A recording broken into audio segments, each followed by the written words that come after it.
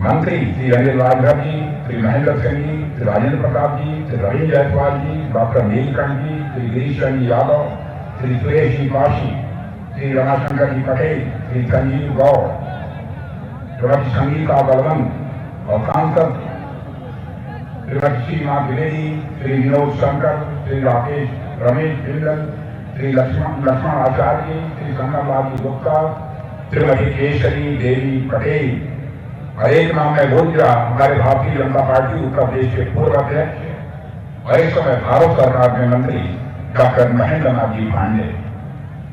इस मैदान में उपस्थित मेरे सभी कार्यकर्ता बहनों एवं भाइयों, आज के 2 दिन पहले सीतापुर में अवध क्षेत्र के कार्यकर्ताओं के एक सम्मेलन को मैंने संबोधित किया था। बूथ के कार्यकर्ताओं से मौजूद और उस दृश्य मैंने अपनी आंखों के सामने देखा।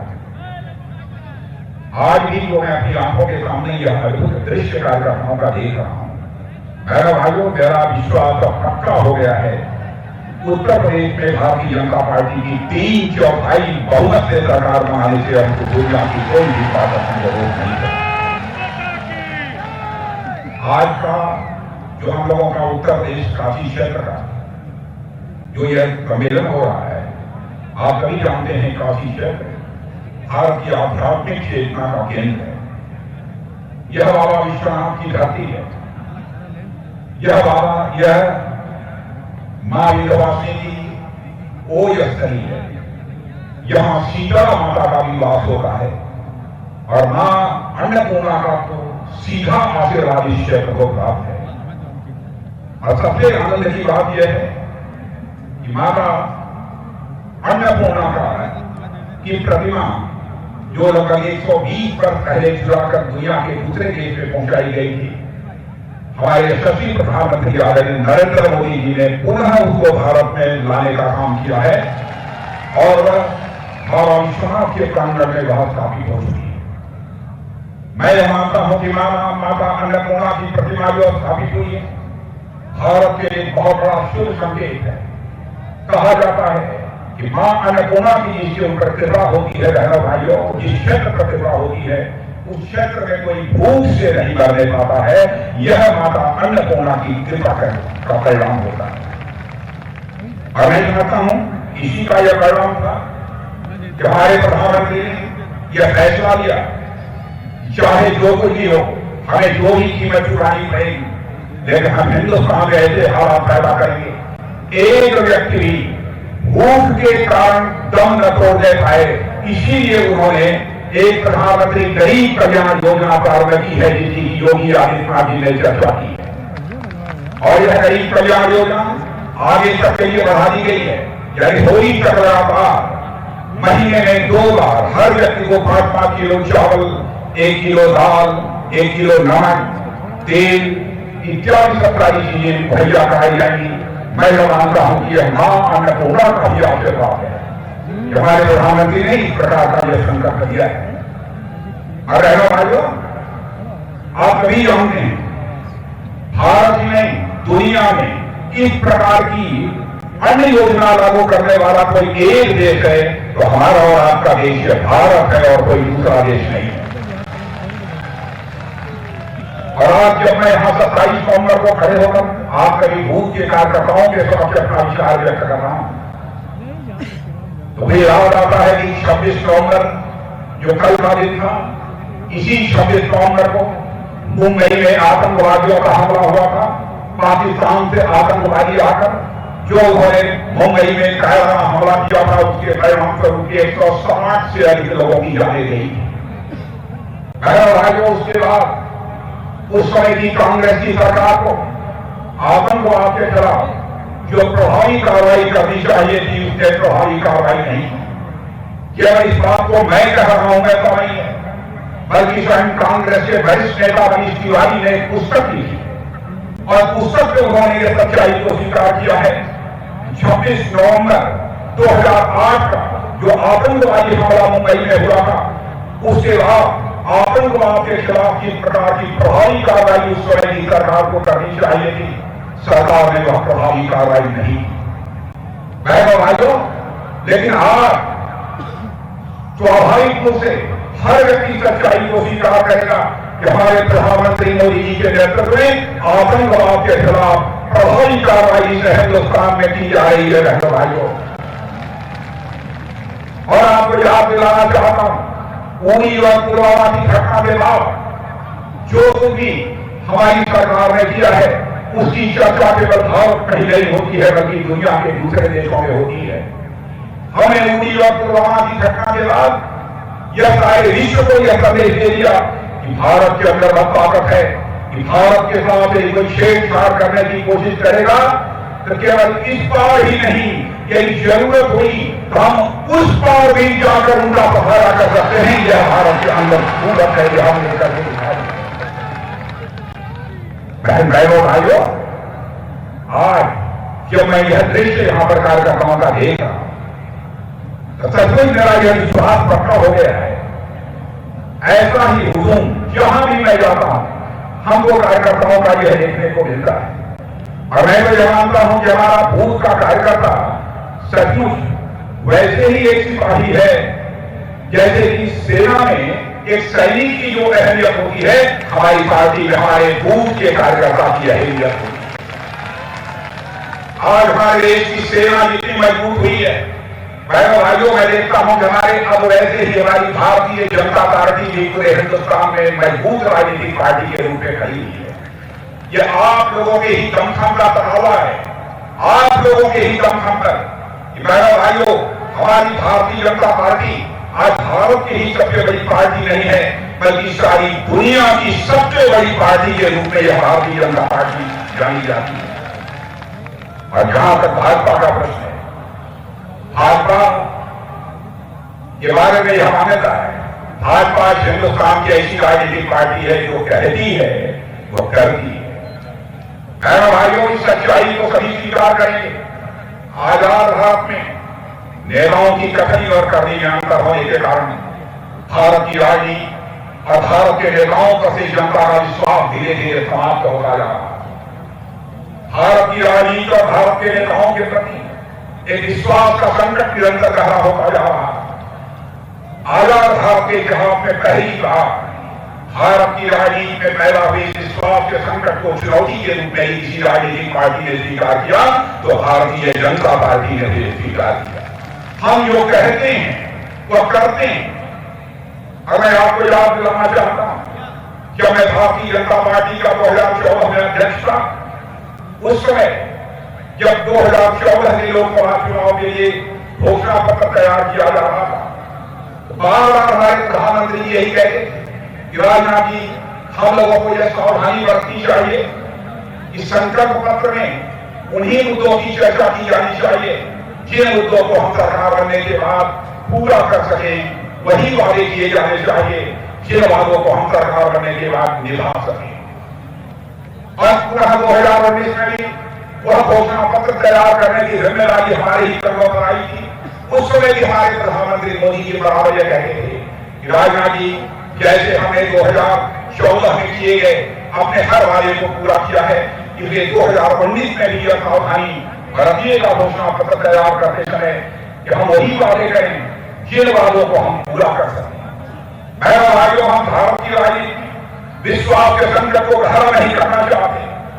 भारत की राजनीति और भारत के नेताओं के प्रति विश्वसनीयता का भाव हम पैदा करना चाहते हैं। क्या यह सच नहीं है? 1951 से जब भारतीय जनसंख्या स्थापना हुई, बहनों भाइयों, उस समय भी हम लोग कहते थे कि जब हमारी सरकार बन जाएगी, जम्मू कश्मीर में धारा 370 के तहत जो उसे विशेष दर्जा प्राप्त है, उस धारा 370 को हम समाप्त करेंगे और जम्मू कश्मीर का भी वही दर्जा होगा जो हिंदुस्तान के अन्य राज्यों का दर्जा। लोग ये कहते जब भाजपा वाले जब जब सरकार आती है, जब जब चुनाव आता है, तब तक यही वादे दोहराते हैं, लेकिन अपने वादे को पूरा नहीं करते। लेकिन हमको कभी क्लियर मेजॉरिटी स्पष्ट बहुमत नहीं मिला, इसलिए हम अपने वादे को पूरा नहीं कर पाए। हमने यह भी लिखना शुरू किया, हमारी सरकार बनेगी तो अयोध्या की धरती पर भव्य राम का मंदिर बनकर रहेगा। यह भी हम वादे करते हैं। अपने लोग भारतीय जनता पार्टी वाले ऐसे ही वादे करते रहते हैं। देश की जनता की आंखों में ये धूल झोंकने का काम करते हैं। लेकिन बहनों भाइयों, हम लोगों का दिल जानता था कि हम जनता को गुमराह करके जनता की आंखों में धूल झोंक कर हम राजनीति करने वाले लोग नहीं। आपने देखा क्लियर मेजॉरिटी आ गई, चुटकी बजाकर जम्मू कश्मीर की धारा 370 को हमने समाप्त कर दिया और जम्मू कश्मीर का भी वही दर्जा है जो हिंदुस्तान के अन्य राज्यों का है। इतना ही नहीं, आज अयोध्या की धरती पर भव्य राम के मंदिर का निर्माण हो रहा है। बहनों भाइयों, जिसे लोग ये मानते थे शायद यह स्वप्न कभी साकार नहीं हो पाएगा, वह सब कभी यहां साकार हो गया। यानी हम जो कहते हैं और करते हैं, एक ऐसी भारतीय जनता पार्टी है बहनों भाई। जहां तक विकास का प्रश्न है, कौन इस सच्चाई को लगा सकता है? जब से हमारी केंद्र में 2014 से सरकार बनी है, बहनों भाइयों, हमारा भारत अब दुनिया की नजरों में कमजोर भारत नहीं रहा है। हमारा भारत दुनिया की नजरों में ताकतवर भारत बन गया है, मजबूत भारत बन गया। अंतर्राष्ट्रीय जगत में भारत की प्रतिष्ठा बढ़ी है। अंतर्राष्ट्रीय मंचों पर यही भारत कुछ बोलता है तो दुनिया बहुत ही गंभीरतापूर्वक सुनती और उस पर यकीन करती। यह हमारी छवि नहीं है। भारत की बातों को सारी दुनिया में, पूरे अंतर्राष्ट्रीय जगत में बहुत ही गंभीरतापूर्वक किया जा रहा है। इतना ही नहीं, भारत को कई लोग समझते थे कि भारत बहुत कमजोर भारत है। यही करके हम लोगों ने दिखा दिया कि भारत अब हमारा यह कमजोर भारत नहीं रहा है, बल्कि भारत हमारा दुनिया का यह ताकतवर देश बन गया है। यही करके हम लोगों ने दिखा दिया। क्योंकि हम लोग वैसे भी किसी को छेड़ने वाले नहीं है, कभी किसी को छेड़ने वाले रह गए हैं, लेकिन यह भी हमने करके दिखा दिया है, हम तो किसी को छेड़ेंगे नहीं, लेकिन यदि हमको कोई छेड़ेगा तो हम उसे छोड़ेंगे भी नहीं। यह ताकत भी भारत ने दिखा दिया है मेरे रहने वाले। यह हुआ है तो केंद्र में हमारी सरकार आने के बाद और हमारे नरेंद्र भाई मोदी के भारत का प्रधानमंत्री बनने के बाद ही हुआ है बहनों भाई। और आगे के लिए आपको मैं बताकर जाना चाहता हूं, बहनों भाइयों, हमारी सरकार ऐसी सरकार है कि आज तक हमने दुनिया किसी देश पर कोई आक्रमण किया है, न दुनिया की किसी देश की एक ही जमीन पर हमने कभी कब्जा किया है। यह भारत का इतिहास है, क्योंकि भारत के रहने वाले ऋषियों और मनीषियों ने भारत की सीमा में रहने वाले लोगों को ही अपने परिवार का सदस्य नहीं माना है, बल्कि पूरे विश्व की धरा पर रहने वाले लोगों को अपने परिवार का सदस्य मानते हुए वसुधैव कुटुंबकम का संदेश, यानी पूरा विश्व ही हमारा परिवार है, यह संदेश दुनिया की किसी एक धरती से सारी दुनिया को गया है, तो केवल और केवल हमारे और आपके लिए भारत की धरती से सारी दुनिया को गया है। आज तक हमारा यही इतिहास है, ना तो हमने एक ही जमीन पर किसी दूसरे देश की एक ही जमीन पर कभी कब्जा किया है, लेकिन आज हमारी यह ताकत हो गई है, यदि हमारी जमीन पर भी कोई कब्जा करने की कोशिश करेगा तो बहनों भाइयों हम लोग किसी भी सूरत में छोड़ेंगे नहीं। और हमने तो साफ कहा है, हमारे प्रधानमंत्री ने कहा है कि हमारी सेना को खुली आजादी रहेगी। बहनों भाइयों, हम सेना के हाथों को बांधना नहीं चाहते। हम भारत की आन बान शान पर कोई आंच नहीं आने देंगे। मैं आपको विश्वास दिलाना चाहता हूं। क्या क्या है आपकी सरकार, हमारी सरकार, आप सबको अच्छी तरह जानकारी है। बहनों भाइयों, 2014 में सरकार बनी, 18,000 ऐसे गांव थे जहां के लोगों ने बिजली की रोशनी अपने गांव में कभी नहीं देखी। बिजली की रोशनी की बात छोड़िए, बिजली का खंभा भी नहीं लगा था। सारे गांवों में विद्युतीकरण करने का काम हमारी सरकार ने किया और यही हमारी सरकार का संकल्प है।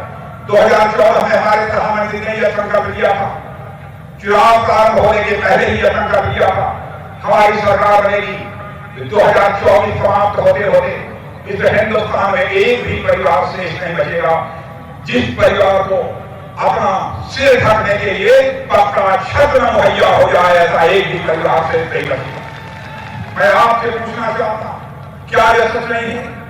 आज हर जिले में, गांव-गांव में अब लोगों को पक्का मकान मुहैया कराया जा रहा है।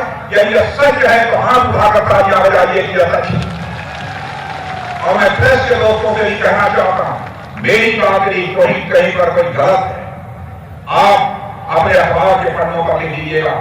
यदि मेरी बात गलत होगी तो मैं खेद व्यक्त करूंगा, क्योंकि मैं कभी जनता की आंखों में धूल झोंक कर मैंने राजनीति नहीं की है। जब भी राजनीति की है तो जनता की आंखों में आंख डाल कर राजनीति की है, राज्यों से नहीं कर रहा।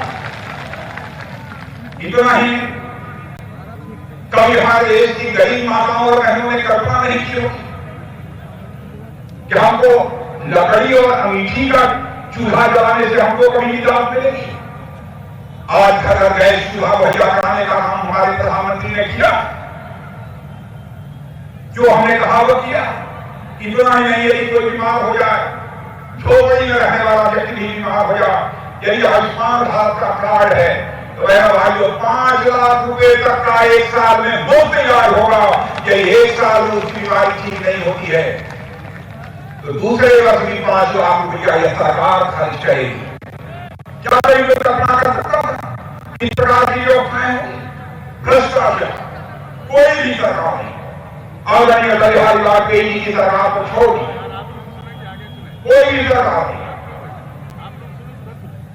जिस सरकार के मंत्रियों के ऊपर भ्रष्टाचार के आरोप न लगे। लेकिन आज आप भी सीना ठोक कर कह सकते हैं और हम भी सीना ठोक कर कह सकते हैं, बहनों भाइयों, हम लोगों की जो सरकार 7.5 वर्षों से केंद्र में चल रही है मोदी जी के नेतृत्व में, भारत ही नहीं दुनिया का कोई माई मां का लाल उंगली उठाकर नहीं कह सकता किसी मंत्री के दामन के ऊपर कोई भ्रष्टाचार की दाग लगी। हुकूमत ऐसे चलाई जाती है। मैं याद दिलाना चाहता हूं, राजीव गांधी जी भारत के प्रधानमंत्री थे। प्रधानमंत्री रहते हुए उन्होंने लाचारी व्यक्त की, कहा था क्या करें, हम दिल्ली से 100 पैसा नीचे भेजते हैं लेकिन बाद मुश्किल लोगों तक 15 पैसा पहुंच पाता है, शेष पैसा भ्रष्टाचार की भेंट चढ़ जाता है। प्रधानमंत्री होकर यह लाचारी उन्होंने व्यक्त की थी, लेकिन हमारे प्रधानमंत्री मोदी ने कहा कि हम ऐसी व्यवस्था करेंगे 100 पैसा भेजूंगा तो नीचे हमारा जो भारत का नागरिक बैठा है उसकी पाकिट में 100 का 100 पैसा पहुंचेगा, निन्यानवे नहीं पहुंचेगा। क्या ये सोचेंगे कि प्रधानमंत्री किसान सम्मान निधि के अंतर्गत 2-2 हजार रुपया हर 4 महीने के बाद जो आपके खाते में भेजा जाता है, पूरा का पूरा पैसा आपके खाते में पहुंचता है। मैं आपसे पूछना चाहता हूं, पहुंचता है कि नहीं पहुंचता? मैं कांग्रेस के दोस्तों से पूछना चाहता हूं, भ्रष्टाचार पर काबू करने की नीयत चाहिए। यह नीयत किसी के पास है, केवल भारतीय जनता पार्टी के पास है, दोस्तों और किसी के पास यह नहीं है। विकास का जहां तक सवाल है, विकास के मामले में भी हमारी पार्टी बेजोड़ है। भाई क्या कभी आपने कल्पना किया था? मैं नौजवान दोस्तों से भी पूछना चाहता हूं, बुजुर्गों से भी पूछना चाहता हूं, आपने कल्पना नहीं किया होगा एक दिन वह भी आएगा कि भारत में एक ऐसा मां का लाल भारत का प्रधानमंत्री रहेगा जो यह संकल्प लेगा कि हिंदुस्तान में एक जिला विशेष नहीं बचेगा जिस जिले में कम से कम एक मेडिकल कॉलेज न बन जाए। बहनों भाइयों, ऐसा एक भी जिला शेष नहीं बचेगा। क्या इसकी कल्पना आपने कहीं की? यही उत्तर प्रदेश को देखें, 2012 से लेकर 17 तक यहां पर समाजवादी पार्टी की हुकूमत थी। 2017 से आज तक यहां पर भारतीय जनता पार्टी की हुकूमत है, योगी आदित्यनाथ जी के नेतृत्व में हमारी सरकार काम कर रही है।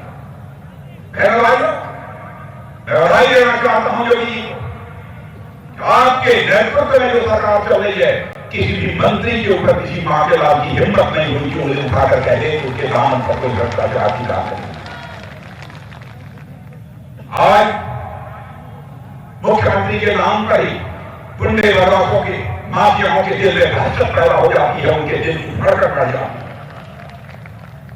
कानून और व्यवस्था की स्थिति जब तक बेहतर नहीं होगी बहनों भाइयों, तब तक न तो हम राज्य का विकास कर सकते हैं न तो हम देश का विकास कर सकते हैं। बिना कानून और व्यवस्था के हालात को चुस्त दुरुस्त किए हुए देश का विकास नहीं किया जा सकता। और मैं कह सकता हूं, उत्तर प्रदेश में कानून और व्यवस्था के हालात ठीक होने का ही परिणाम है कि आपको जानकर आश्चर्य होगा, हर कार्यकर्ता नोट कर ले, 5.25 लाख करोड़ रुपए का निवेश हुआ है, देशी और विदेशी, यहां पर उद्योग लगाने के लिए, यहां पर फैक्ट्रियां लगाने के लिए हुआ है। आज तक उत्तर प्रदेश के इतिहास में लाख करोड़ रुपए का कभी नहीं हुआ है। 4 वर्षों के अंदर हमारी सरकार ने, योगी जी की सरकार ने करके दिखा दिया है कि 5.25 लाख करोड़ रुपए का निवेश। ये छोटी उपलब्धि नहीं। ऐसे ईज ऑफ डूइंग बिजनेस के मामले में, यानी व्यापार करना हिंदुस्तान के किस राज्य में आसान है, सरल है, सुविधाजनक। इस दृष्टि से विदेशी एजेंसियों ने भी जो रेटिंग की है, आपको जानकर आश्चर्य होगा, इसे ईज ऑफ डूइंग बिजनेस कहते हैं। उसमें जो हमारा उत्तर प्रदेश पूरे भारत में 6वें स्थान पर था, आज बहनों भाइयों 4 वर्षों में ही वह दूसरे स्थान पर पहुंच गया। यह कोई छोटी बात नहीं है। अर्थव्यवस्था, अर्थव्यवस्था के आकार की दृष्टि से ही देखा जाए, हर राज्य का एक आकार होता है। अरे वहां की अर्थव्यवस्था कितनी की, यहां की अर्थव्यवस्था जो है, आज के लगभग 5 वर्ष पहले उसका आकार था लगभग 11 लाख करोड़ रुपए का 5 वर्ष के पहले, यानी 2017 के। मैं बधाई देना चाहता हूं योगी जी आपको और आपकी सरकार को। 4.5 वर्ष में यह करिश्मा करके आपने दिखा दिया कि आपने उत्तर प्रदेश की अर्थव्यवस्था के आकार को बढ़ाकर जस्ट डबल कर दिया है, 2 गुना कर दिया है। 22 लाख करोड़ रुपए तक आपने पहुंचा। करिश्मेटिक काम आपने किया, जितने भी सराहना की जा रकम है 4.5 वर्षों में आपकी देख रेख में। और यहाँ के PWD मिनिस्टर, उत्तर प्रदेश के पूर्व मुख्यमंत्री हमारे केशव जी मौर्य, इनकी भी सक्रियता के परिणाम स्वरूप प्रभावी तरीके से किस तरीके से काम लेना चाहिए, या कला के कारण ही आज 15,000 किलोमीटर से अधिक की सड़कों का निर्माण हो गया। इंफ्रास्ट्रक्चर डेवलपमेंट, बुनियादी ढांचों का विकास उत्तर प्रदेश में तेजी के साथ हो रहा है। अब एक सेवक आपने देखा होगा, एक ऐसा एयरपोर्ट बना, एशिया का सबसे बड़ा एयरपोर्ट उत्तर प्रदेश में बन रहा है मेरे भाई, एशिया का सबसे बड़ा एयरपोर्ट। अब समाजवादी पार्टी के नेता ये कहते हैं कि हमने जो किया था तो वही योगी जी कर रहे हैं, हमने जो शुरुआत की थी उसका फीता योगी जी का, मोदी जी का। भाइयों, अरे कुछ भगवान से भी डरना चाहिए। केवल एयरपोर्ट आपने नहीं शुरू किया भाइयों, आपने देखा होगा आज तक कभी, और यहाँ के सिविल एविएशन मिनिस्टर ने भी अपने स्टेटमेंट में कहा है 2001 में जेवर में एयरपोर्ट बनाने का प्रस्ताव मैंने पास किया था, मुख्यमंत्री रहते हुए रहने भाइयों हमारी सरकार ने पास किया था। आज उस काम को पूरा कर रहे हैं तो हमारे योगी आदित्यनाथ जी कर रहे हैं और हमारे मोदी जी कर रहे हैं। बीच में लोगों ने नहीं किया, लेकिन वाह भाई, आप भी सड़कें बनाते हैं, योगी जी भी सड़कें बना रहे हैं। हमारी सड़कों पर फाइटर प्लेन उतरते हैं भाइयों, केवल मोटर गाड़ी नहीं चलती है, लड़ाकू जहाज भी उतरते हैं। इतनी मजबूत सड़कों का निर्माण हमारे यहाँ दिल्ली के बाद हुआ। डिफेंस कॉरिडोर बना हुआ है, एक से एक चीजों का निर्माण होने जा रहा। क्या कभी आपने सोचा कि उत्तर प्रदेश में भी ब्रह्मोस मिसाइल बनेगी? यहां से सीधे कई 100 किलोमीटर तक मार करने वाली मिसाइल अब उत्तर प्रदेश की धरती पर बनने जा रही है। रूस के सहयोग से AK-203 एसॉल्ट राइफल अब उत्तर प्रदेश की धरती पर बनने जा रही है मेरे भाई। और जो भी दृष्टि से कितना तेजी के साथ विकास हो रहा है, यह सब आप अच्छी तरह जानते हैं, आपको बताने की आवश्यकता नहीं है।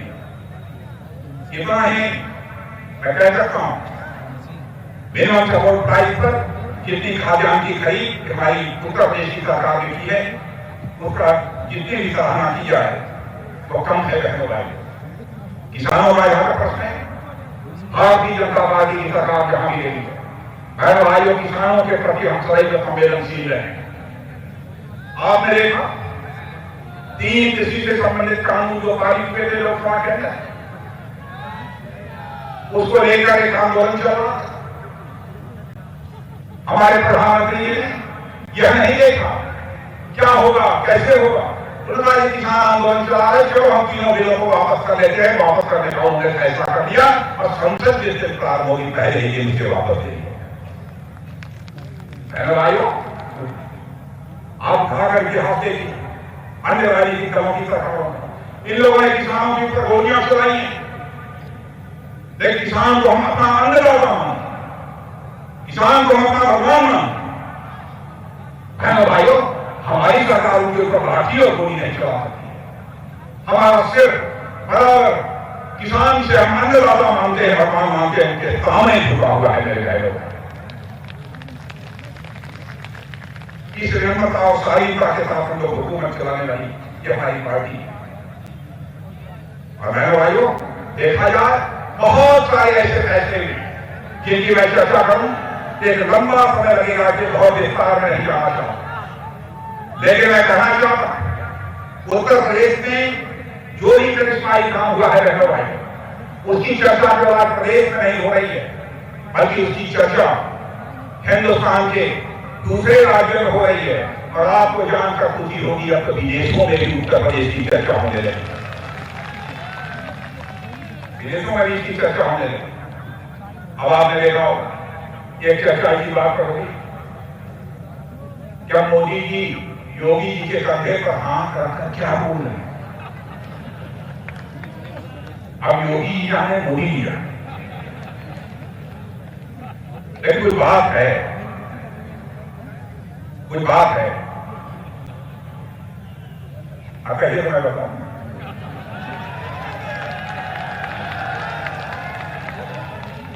बता दें कितना बताएं?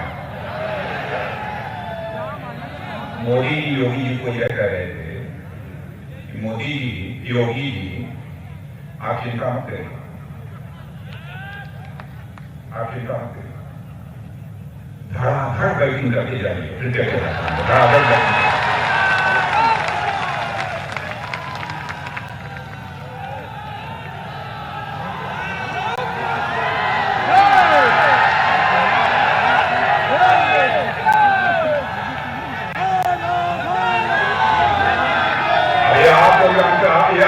आप लोग जानते होंगे कि योगी जी कितने बड़े बल्लेबाज हैं। मैं तो पहले नहीं जानता था, लेकिन बाद में मैं समझ गया कि प्रधानमंत्री का रैंक जरूर बल्लेबाज है। और कान में धीरे धीरे यह कह रहे थे उसको, योगी जी के, योगी जी चिंता मत करो, थोड़ा बैटिंग करके चले जाओ, आपको कोई रिटायर्ड हर्ट नहीं कर सकता।